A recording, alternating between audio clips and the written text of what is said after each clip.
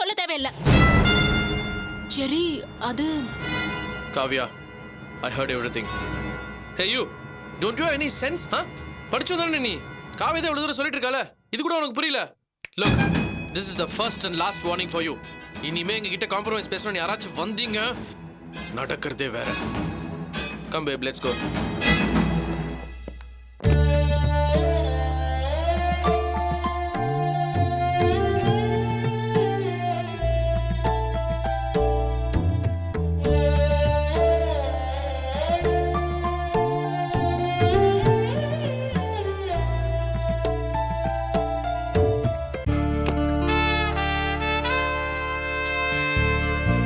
I'm very sorry. Was there a problem? No problem at all. Everything is fine. And can we go ahead with the signing part? Yeah, sure. Okay. Kavya, you got to sign these. Yeah.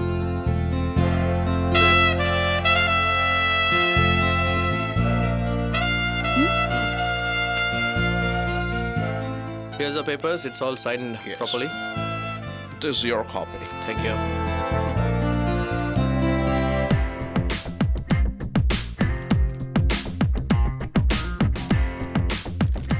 Okay. Can we break for lunch now? Yes, sure. Kavya? Yeah. Ram, I'll see you there. Yes, sir. Come guys, this way. I've got some yummy Indian cuisine to try today. என்ன Ram,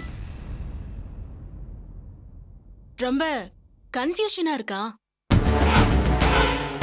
first time வந்து பார்த்தப்போ அண்ணனும் தங்கச்சியும் ரொம்ப பாசமா பேசிட்டு இருந்தாங்க. செரிய கூட்டிட்டு வந்து காட்டும்போது இவ திட்டிட்டு இருந்தாலேன்னு குழப்பமா இருக்கியா? நீ ஃபர்ஸ்ட் டைம் வந்தப்போவே நான் உன்னை பார்த்துட்டேன்.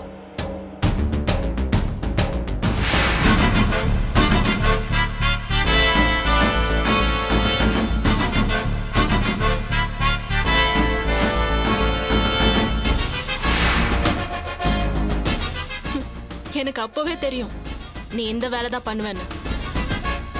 அதான் நான் பிளேட்டை அப்படியே மாத்தி போட்டுட்டேன். அடுத்த தடவை என்ன மாட்டி விடுறதா இருந்தா கொஞ்சம் புத்திசாலித்தனமா யோசி, ஓகேவா?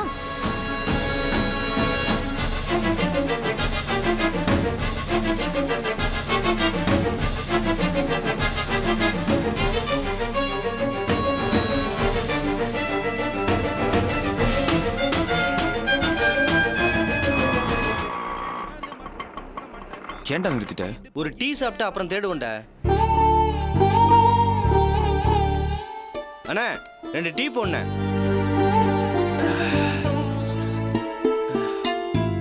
நல்லா இருக்குடா நம்ம பொழப்பு.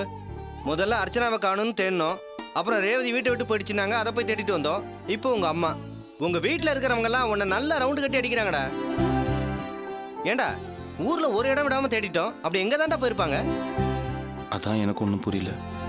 கோயில், பஸ் ஸ்டாண்டு, ரயில்வே ஸ்டேஷன் எல்லா இடமும் தேடி பார்த்தாச்சு, எங்கேயுமே காணும். இப்போ என்னடா பண்றது? என்ன பண்றதா? இனிமே ஒவ்வொரு வீட உள்ள புந்து தேடினா தான் உண்டு. ஆனா அதெல்லாம் முடியாதுப்பா.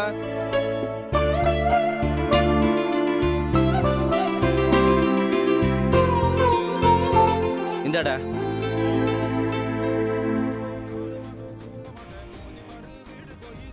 ஏண்டா நாம இந்த அநாத ஆசிரமம், முதியோர் இல்லெல்லாம் போய் பார்க்கவே இல்லையே, பேசாம அங்கேயும் போய் பார்த்துருவோமா? இல்லடா, எனக்கு என்னமோ அவங்க அங்கெல்லாம் போயிருக்க மாட்டாங்கன்னு தான் தோணுது. அதுக்கு இல்லடா, இந்த வயசுல இருக்கவங்க எல்லாம் பொதுவாக கோச்சிக்கிட்டாங்கன்னா முதியோர் இல்லம், அநாத ஆசிரமம் இந்த மாதிரி இடங்களுக்கு தான் போவாங்கன்னு கேள்விப்பட்டிருக்கேன். அதுக்காக தான் சொன்னேன். ஒருவேளை வெளியூர்ல இருக்கிற சொந்தக்காரங்க வீட்டுக்கு போயிருப்பாங்களோ? கண்டிப்பா இருக்காது. அங்க போனா அது அசிங்கம்னு சொல்லி நிச்சயமா அங்க போயிருக்க மாட்டாங்க. வேற எங்க தாண்டா போயிருப்பாங்க?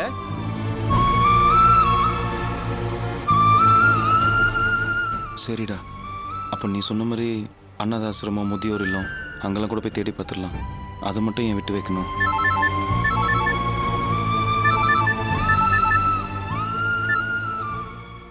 ஹலோ செல்வம், நான் ஜெயந்தி பேசுறேன்.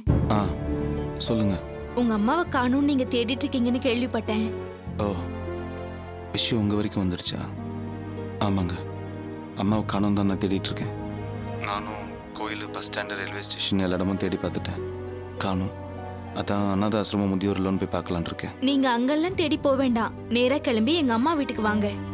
உங்க அம்மா வீட்டுக்கா? எதுக்குங்க? இப்போ உங்க அம்மா எங்க அம்மா வீட்டுல தான் இருக்காங்க. என்னங்க சொல்றீங்க? நிஜமாவா? அம்மா கிடைச்சிட்டாங்கடா.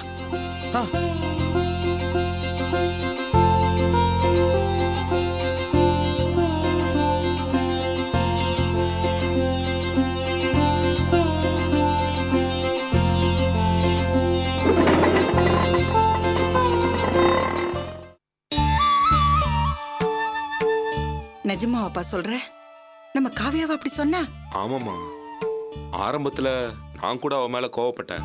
வீடு தேடி வந்த எங்களை வெளியே போன்னு சொல்லிட்டு இப்போ வந்து உறவு கொண்டாடுறியான்னு திட்டினேன். காவியா என்னை தனியா கூட்டிட்டு போய் கண்ணீர் விட்டு அழுதாமா. நம்ம மேல அவளுக்கு இருந்த பழைய பாசம் அப்படியேதாம்மா இருக்கு. அவளுக்கு நம்ம மேல கோவமோ வெறுப்போ கிடையாதுமா. மாப்பிள்ளை செரிக்காக தான் நம்ம மேல வெறுப்பு காட்டுற மாதிரி நடிச்சிருக்காமா. இது போதுமா எனக்கு? இப்பதான் எனக்கு நிம்மதியா இருக்கு. ஏங்க, நான் இத்தனை நாள் நம்ம காவியா இப்படி மாறிட்டாளே, என் வயித்துல பிறந்த பொண்ணுக்கா பாசம் இல்லாம போயிடுச்சுன்னு சொல்லி சொல்லி வருத்தப்பட்டுட்டு இருந்தேனே, அதெல்லாம் இப்ப பொய்யாயிடுச்சு பாத்தீங்களா? எனக்கு தெரியுங்க, காவியா படப்படன்னு பேசுவாளே தவிர அவ பாசம் இல்லாத பொண்ணு இல்லைங்க. எப்படியாங்க என் பொண்ணு மனசுல நான் இருக்கேன், எனக்கு அது போதுங்க. ஆரம்பத்துல காவியா விஷயத்துல எனக்கும் கொஞ்சம் குழப்பம் இருந்தது. அர்ச்சனா கோவப்பட்டதுலயும் ஒரு நியாயம் இருந்தது. காரணம், நம்ம மாப்பிள்ளைய வெளியே போக சொன்னோம். ஆனா காவியா படிச்ச பொண்ணு, உலகம் தெரிஞ்ச பொண்ணு. அவளுக்காக, அவ கட்டிக்க போற புருஷனுக்காகத்தான் அர்ச்சனாவையும் மாப்பிள்ளையும் நாம வெட்டி விட்டோங்கிறத புரிஞ்சுக்காம அவ மாப்பிள்ளை கூட சேர்ந்துக்கிட்டு நம்ம மேல கோவப்பட்டாளேன்னு நான் வருத்தப்பட்டேன். ஆனா இப்ப நீ அவ நிலைமைய விளக்கி சொன்னதுக்கு அப்புறம் தான் எனக்கு எல்லாமே புரியுது. பாவண்டா காவியா, ஒவ்வொரு நிமிஷமும் நம்ம மேல பாசத்தை வச்சுக்கிட்டு அதை அவன் புருஷன்கிட்ட காட்ட முடியாம அவ தவிக்கிற தவிப்பு ரொம்ப வேதனையானதுடா. அதை நினைக்கும் போது ரொம்ப கஷ்டமா இருக்கு. ஆமாம்பா, காவியா என் கூட பாசமா பேசிட்டு இருந்த அந்த நேரத்துல செரி மாப்பிள்ளையும் ராமும் வந்துட்டாங்கப்பா. உடனே காவியா என்கிட்ட கோவப்பட்டு பேசிட்டு உதாசீனப்படுத்திட்டு போயிட்டா. அவளுடைய அந்த நிலைமையை பார்க்கும்போது எனக்கு ரொம்ப பாவமா இருந்துச்சுப்பா. என்னால அவளுக்கு ஆறுதல் கூட சொல்ல முடியல. கடைசியா மாப்பிள்ளை கூட போகும்போது அவருக்கு தெரியாம என்ன பாசமா பார்த்துட்டு போனது இன்னும் என் கண்ணிலே நிக்குதுப்பா. கடவுளே, கடவுளே, எதுக்காக எங்களை இப்படி சோதிக்கிற? என் ரெண்டு பொண்ணுங்களும் என் வயித்துல பிறந்தது தவிர வேற என்ன பாவம் செஞ்சாங்க? ஒருத்தி என்னடான்னா புருஷனுக்காக எங்களையே வெறுத்து ஒதுக்கிட்டு போயிட்டா.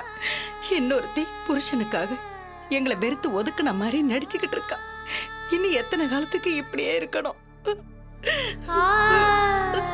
சரி விடு சிவகாமி, இப்ப எதுக்காக அழற? காவியா தான் நம்ம மேல பாசமா இருக்கான்னு தெரிஞ்சு போச்சு இல்ல? அம்மா, நீங்க தைரியமா இருங்கம்மா. அப்படி நடந்தா அது எனக்கு போதும்பா. அக்கம் பக்கத்துல இருக்கவங்கலாம் தெருவுல நடந்து போகும்போது பாக்குற பார்வையும் கேக்குற கேள்வியும் என்னால தாங்கிக்க முடியல.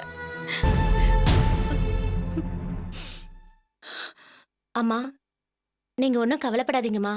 உன் ரெண்டு அக்காளுங்களையும் கட்டிக்கிட்ட மாப்பிள்ளைங்களுக்கு தான் என்ன பிடிக்காம போயிடுச்சு.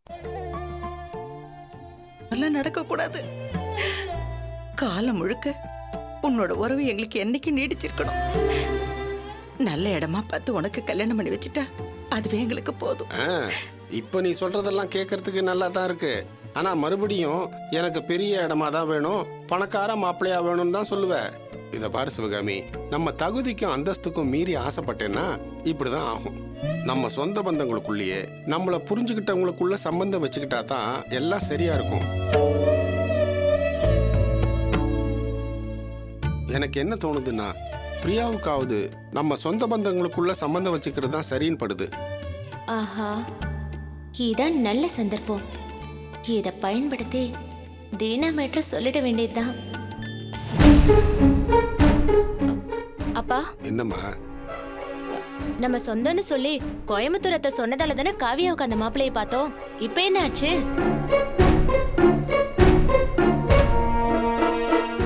அதனால நம்ம சொந்தத்துல மாப்பிள்ளை வேண்டாம்ப்பா. என்னம்மா சொல்ற நீ? நான் ஒன்னு சொல்லுவேன், அதை நீங்க தப்பா எடுத்துக்க கூடாது. என்ன சொல்லு? பேசாம அண்ணியோட சொந்தத்துல ஏதாவது மாப்பிள்ளை இருந்தா பார்க்கலாமே. ஏன் உனக்கு புத்தி இப்படி போகுது? உன் அண்ணியாவே ஏன்டா லவ் பண்ணி கல்யாணம் பண்ணிக்கிறோம் சில நேரத்துல நான் நினைக்கிறது. இந்த லட்சணத்துல அவ சொந்தத்துல வர மாப்பிள்ளை பார்க்க சொல்றியா? என்னன்னு அண்ணிய பத்தி இப்படி குறை சொல்லிட்டு இருக்கீங்க? அவங்க நம்ம குடும்பத்துக்காக எவ்வளவு கஷ்டப்பட்டு இருக்காங்க. ஏன் உங்களுக்கு தெரியாதா? பிரியா, என்ன பெரிய மனுஷன் மாதிரி பேசிக்கிட்டு இருக்க? முதல்ல உன் படிப்பை முடிக்கிற வழியை பாரு. நாங்கள் ஏதோ பேச்சுக்காக உன் கல்யாணத்தை பற்றி பேசினா அதுக்குள்ளே நீயா எதையாவது கற்பனை பண்ணிக்கிட்டு அந்த இடம் வேண்டாம் இந்த இடத்துல பார்க்கலான்னு சொல்லிட்டு இருக்க. உனக்கு எப்போ எப்படிப்பட்ட இடத்துல கல்யாணம் பண்ணி வைக்கணும்னு எங்களுக்கு தெரியும், புரியுதா?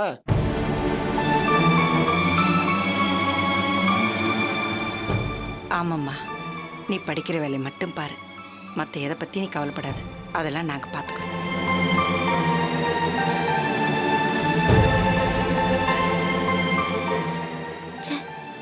எப்படியாவது தீனாவை பத்தி வீட்ல இருக்கிறவங்க கிட்ட சொல்லலான்னு பார்த்தா முடியாம போயிடுச்சே.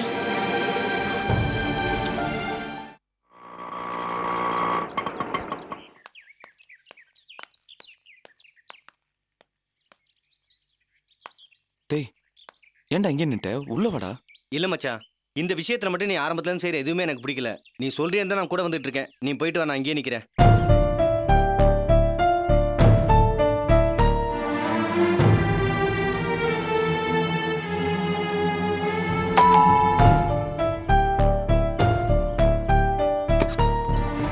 எஸ், யார் வேணும்? வணக்கங்க, என் பேரு செல்வம்.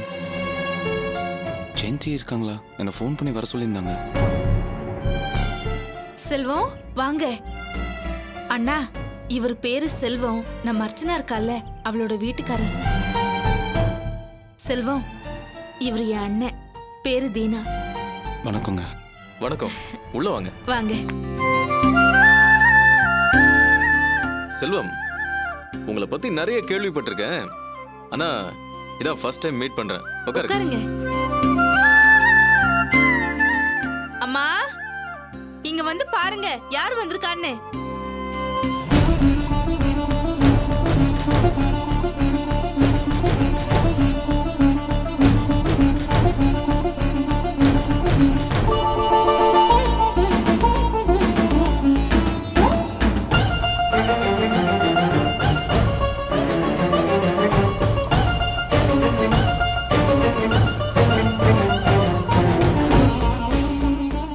உங்களை வீட்டுக்கு கூட்டிட்டு போறதுக்கு தாமா செல்வம் வந்திருக்காரு. என்ன கூட்டிட்டு போறதுக்கா? நான் இங்க இருக்கிற தகவல் இவனுக்கு எப்படி தெரியும்? நான் தாம்மா சொன்னேன். எதுக்காக ஜெயந்தி இப்படி பண்ண? அம்மா, கோச்சுக்காதீங்கம்மா. நீங்க இங்க இருக்கிறது பாரமா நினைச்சு நான் ஃபோன் பண்ணல. நீங்க தாம்மா அந்த குடும்பத்துக்கே தூண். அந்த குடும்பத்துக்கு அச்சாணியே நீங்க தான். ஏறக்குறைய நீங்க அந்த வீட்டை விட்டு வெளியே வந்து ஒரு நாளைக்கு மேல ஆயிடுச்சு. அங்க இருக்கிறவங்க எல்லாம் நீங்க என்ன ஆனீங்களோ எங்க போனீங்களோ நினைச்சு தவிச்சு துடிச்சுக்கிட்டு இருப்பாங்க. அதனாலதான் நீங்க இங்க இருக்கிற விஷயத்த செல்வத்துக்கு ஃபோன் பண்ணி சொன்னேன்.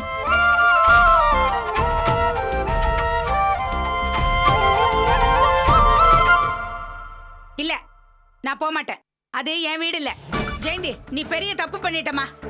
நான் அப்பவே போறேன்னு சொன்னேன்ல, நீ தான் என்னை தடுத்து நிறுத்தி எனக்கு நம்பிக்கை துரோகம் பண்ணிட்ட.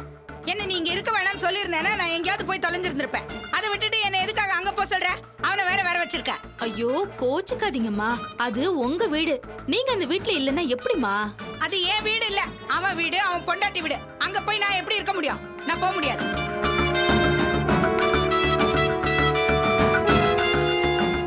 தயவு செய்து நான் உங்களுக்கு கெஞ்சி கேட்டுக்கிறேன். எதுவாக இருந்தாலும் நம்ம வீட்டுக்கு போய் பேசிக்கலாம். வாங்க. எதுக்கு வரணும்? உன் பொண்டாட்டி என்ன அடிச்சு துரத்தும் போது 4 பேர் தான் பார்த்தாங்க. மறுபடியும் ஊரையே கூட்டி வச்சு என்ன அடிச்சு துரத்தலான்னு கூப்பிடுறியா? நடந்த எந்த விஷயமும் எனக்கு தெரியாது. கேள்விப்பட்டோன்னு மனசுக்கு ரொம்ப கஷ்டமாயிருச்சு. காலையிலேருந்து உங்களை தேடி நாயா பேய அலைஞ்சிட்டு இருக்கேன். அவங்க ஃபோன் பண்ணி நீங்கள் இங்கே இருக்கீங்கன்னு சொன்னதுக்கப்புறம் தான் மனசு கொஞ்சம் நிம்மதியாச்சு. நான் உங்களை கெஞ்சி கேட்டுக்கிறேன், வாங்க வீட்டுக்கு போகலாம். எங்கேயாவது கண் காணாத இடத்துக்கு போய் எப்படியாவது இருந்துடலாம்னு நினைச்சேன். எதுக்காக என்ன தேடி வந்து தொந்தரவு பண்ற? முதல்ல எங்க இருந்து பா. நீங்கள் இல்லாமல் அந்த வீடு வீடாகவே இல்லை. எல்லாரும் முகத்துலையும் ஒரு சோகம் இருக்கு. ஏதோ வீட்டில் துக்கம் விழுந்த மாதிரி இருக்கு. எல்லாரும் ரொம்ப பயந்து போயிருக்காங்க. அர்ச்சனாவும் ரொம்ப பயந்து போயிருக்கா. ராணி முகத்தை பார்க்கறதுக்கே ரொம்ப கஷ்டமா இருக்கு. அம்மாவுக்கு என்னாச்சுன்னே தெரியலையேன்னு அவ கண்ணீரோடு அழும்போது என் மனசுல அப்படியே ஈட்டி பாஞ்ச மாதிரி இருந்தது. எல்லா விஷயத்தையுமே விளையாட்டுறதுக்குறப்பா, எதுக்கு எடுத்தாலும் உங்ககிட்ட ஏட்டிக்கு போட்டி பேசுறப்பா. அவர் முகத்துல கவலை தான் நிறைஞ்சிருக்கு. பாசு ராணி உங்களை நினைச்சு அழுதுட்டு இருக்காங்க. உங்களுக்கு என்னாச்சோ ஏதாச்சோங்கிற கவலையில யாரும் பச்சை தண்ணி கூட குடிக்காம இருக்கிறாங்க. எல்லாரும் நடப்பினமா தான் சுத்திட்டு இருக்காங்க. தயவு செஞ்சு வாங்க, வீட்டுக்கு போலாம்.